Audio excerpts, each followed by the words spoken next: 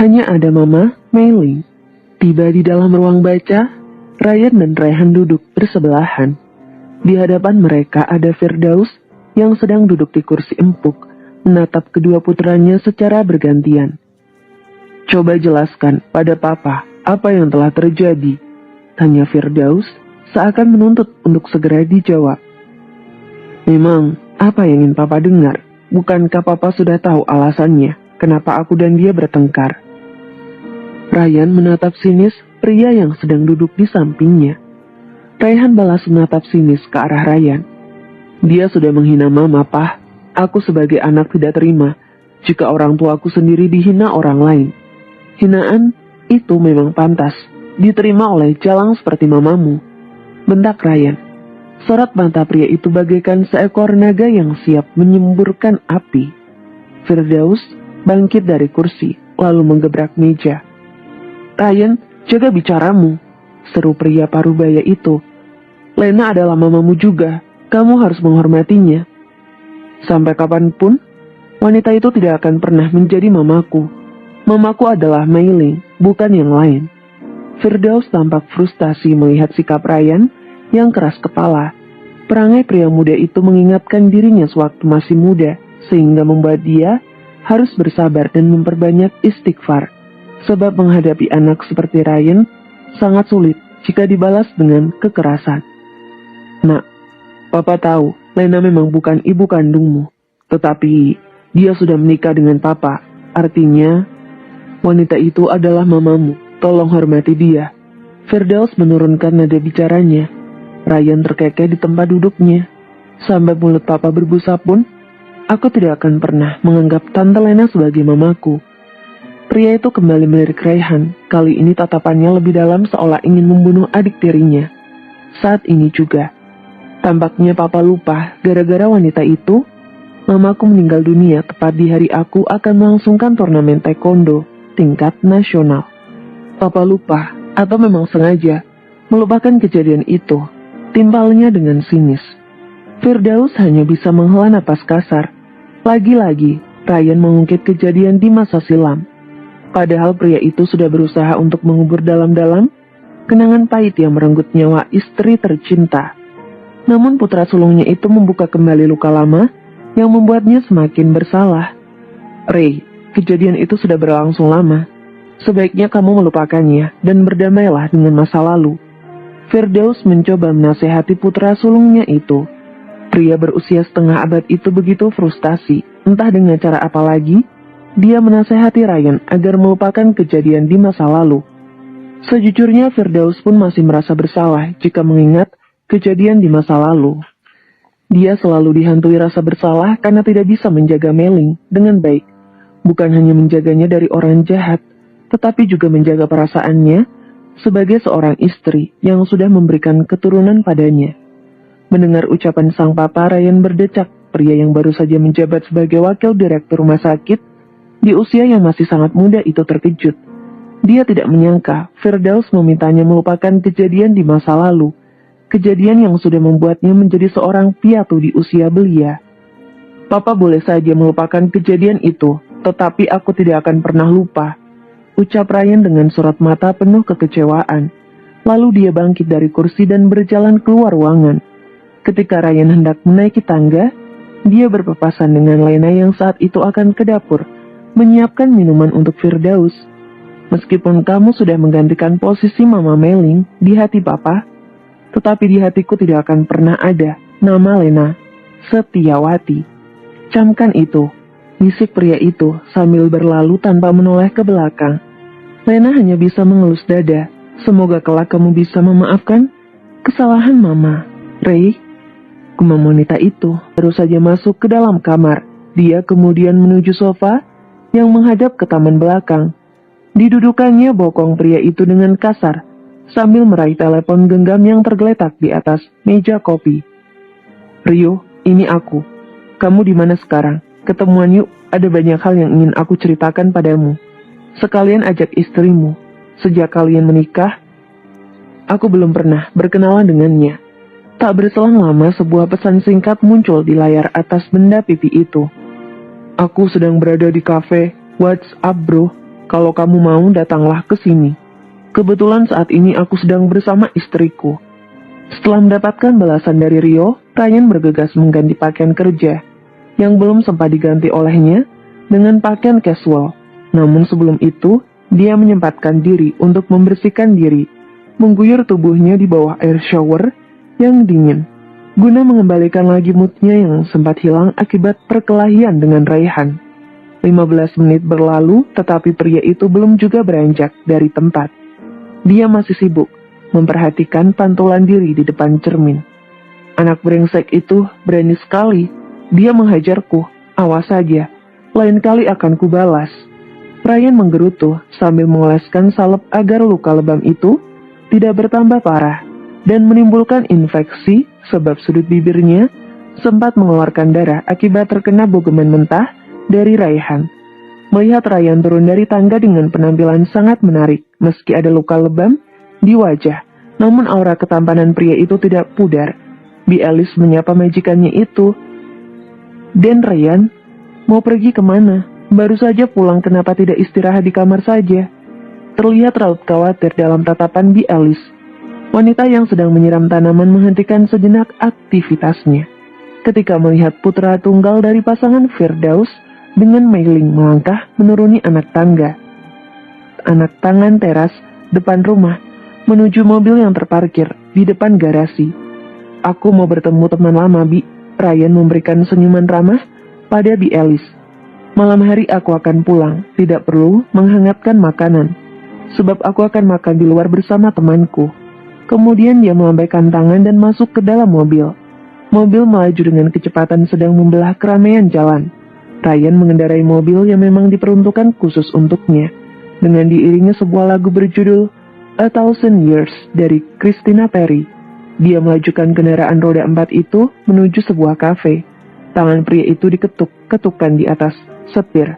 Kepalanya pun ikut bergerak ke sana dan kemari, sesuai irama musik. Dari sekian banyak lagu yang dinyanyikan oleh wanita kelahiran Amerika Serikat, 36 lalu Ryan sangat menyukai judul lagu itu, sebab menurutnya lagu A Thousand Years begitu enak didengar, dengan lirik lagu instrumen yang terkesan romantis.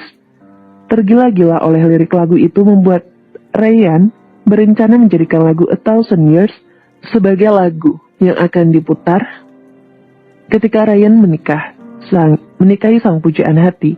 Namun sayang, hingga saat ini belum juga ada wanita yang mampu menggetarkan hati.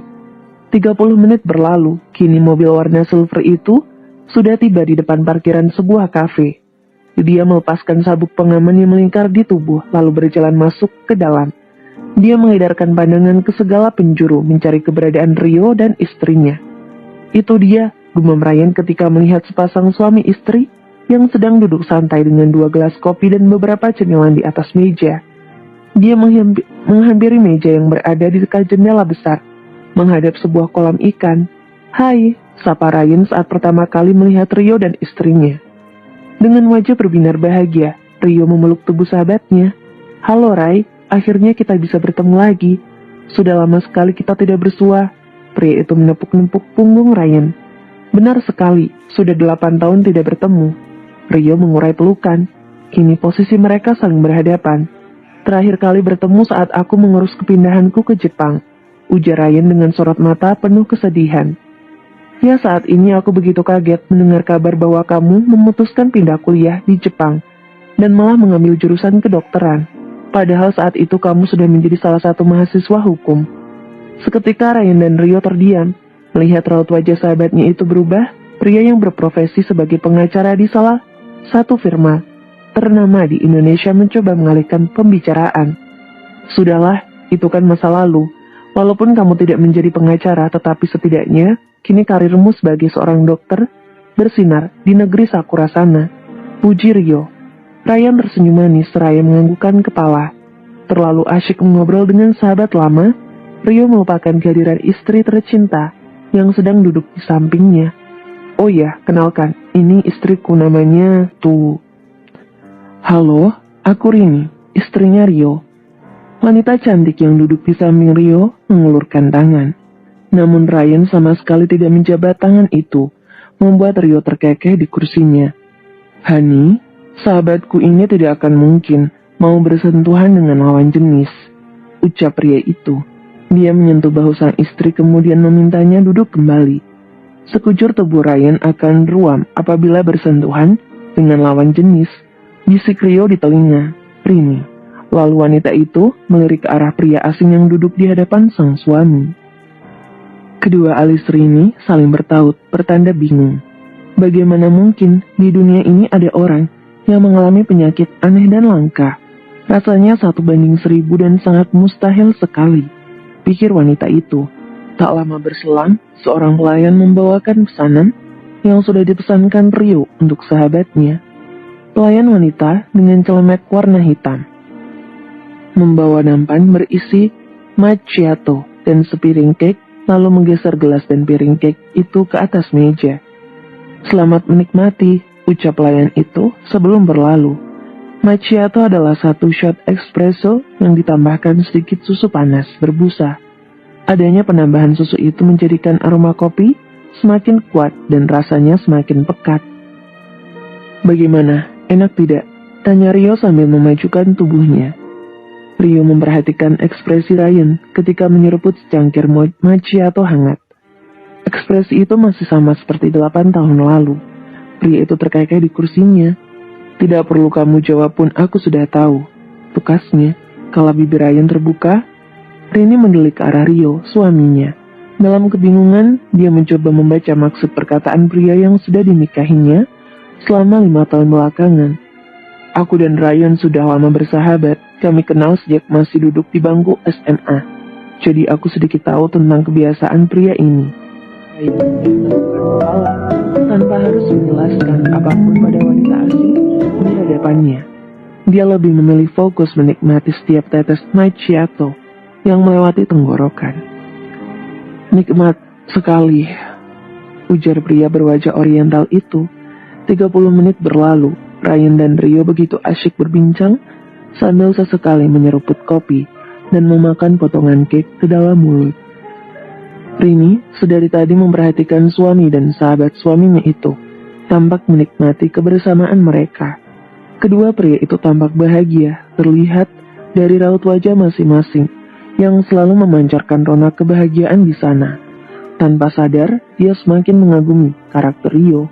Meski terlihat tegas dan sulit didekati oleh klien yang berniat menggunakan jasanya untuk menjadi kuasa hukum, tetapi dia adalah sosok sahabat dan suami setia. Di saat Rini sibuk mengagumi suaminya, tiba-tiba saja notifikasi pesan masuk muncul di bagian atas layar. Dia mengerutkan kening kala mengetahui sahabatnya mengirimkan pesan singkat via aplikasi berwarna hijau yang sedang naik daun. Kamu di mana? Aku sudah sampai di Salon Maheswari. Cepatlah datang ke sini. Setelah membaca pesan itu, Rini bergegas mengambil sling bag sehingga benda kecil dengan berbagai fungsi itu tersampir di antara bagian pundak dan ketiak. Hani, sahabatku sudah tiba di salon. Aku pergi dulu. Tidak apa-apa kan kalau aku tinggal kalian berdua? Tanya Rini. Rio menjawab dengan anggukan kepala. Hati-hati di jalan, salam untuk Arumi. Pria itu mencium kening sang istri sebelum mereka berpisah.